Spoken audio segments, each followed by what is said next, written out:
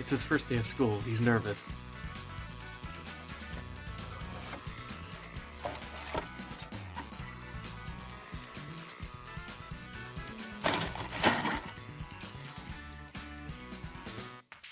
Hello everybody, welcome back to another Gunpla review. Today we're taking a look at the high-grade Gundam Ground Type Revive.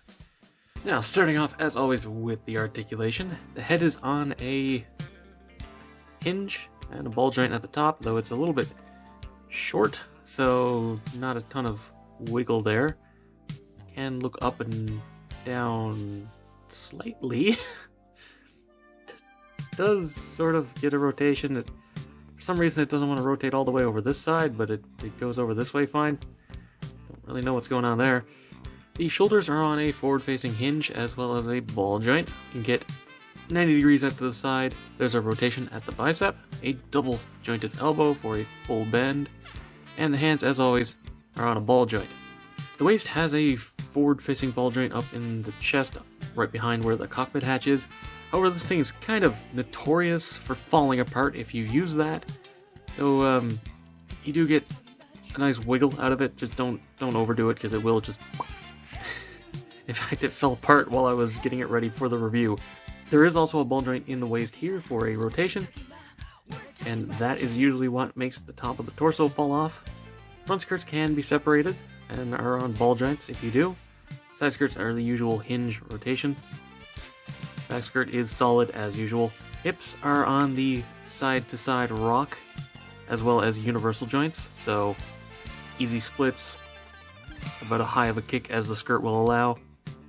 And because of the armor in the front, it doesn't get a full rotation, but it does still rotate. Get a full knee bend, a really impressive full knee bend. The knee's a little bit gappy because of it, but I'm not going to complain about that. The foot can go back really far, and also it has a toe bend, so you can get a really nice front bend.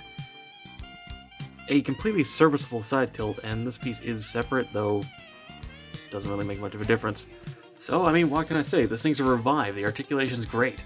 It can pull off any pose you want it to, not just the ones you need it to. Now, getting into accessories, let's start off, as always, with the sticker sheet, or sheets in this case, and by extension, color correction. Now, these are just the numbering. Obviously I went with the 08th on the shield, but you also get smaller ones for the shoulder if you want. Otherwise, you get the foil stickers, which has the front and rear head cameras, as well as the beam rifle camera. That's the tall one. And the eyes, obviously went with these because that metallic blue is beautiful. Aside from that, you do get the triangle for the chest, the one for the backpack, the two that go on the sides of the legs, and the crotch V. Now, as for what needs to be painted, the cheek vents, the smaller Vulcan on the chest is not color separated. Amazingly, the vent on this side is. You need to paint the red on the verniers of these, and you need to do some panel lining here. And you need to paint the little verniers on the fronts of the shins. And that's it. This thing's fully color separated aside from that, including the accessories. So, getting into the accessories, let's start off with the hands. You may notice I left the trigger finger hand on, and that's because when I pulled it off earlier, it took the socket with it. So I'm just going to be leaving it. But you do get two holding hands for the beam sabers, trigger finger hand, obviously, as well as a nice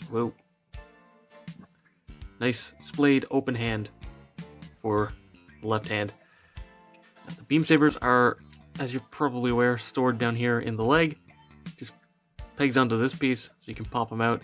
They fit in the hand perfectly fine. Just has the usual beam saber attachment point, and by extension, the beam saber effects. Didn't even bother cutting them off. There's so many spares at this point. Aside from that, you do get the shield, which you also do have to paint the gray rail on the top, but everything else is color separated, and there's the stickers. Now, it can fold down the little tripod legs, so you can have it standing. Also, the attachment point is just a little tab on the arm. It can rotate, and can also articulate down for the punch shield. Amazingly, nothing falls apart when you do that. I kind of expected things to just not stick together. You get the, I don't know what you want to call this submachine gun, but does have the removable ammo, and the ones on the side skirts are actually separate parts as well, and just fits super comfortably in the hand. You also get the beam rifle, which is actually fully color separated, unlike the one that comes with the Easy 8. There's the other camera there. You do have to pop the trigger finger hand apart to get this one in, but it fits perfectly fine. And as for the last accessories, you get the backpack, which, as you saw, is the opening. Can't actually fit on this. It opens up and clamps on. Just pop it open. You'll notice it's empty. However, the long rifle does actually fit inside. It separates pretty much accurate to the anime, as far as I'm aware. This can fold down.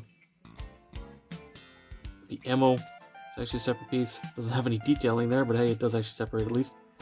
And this looks really good in the hand.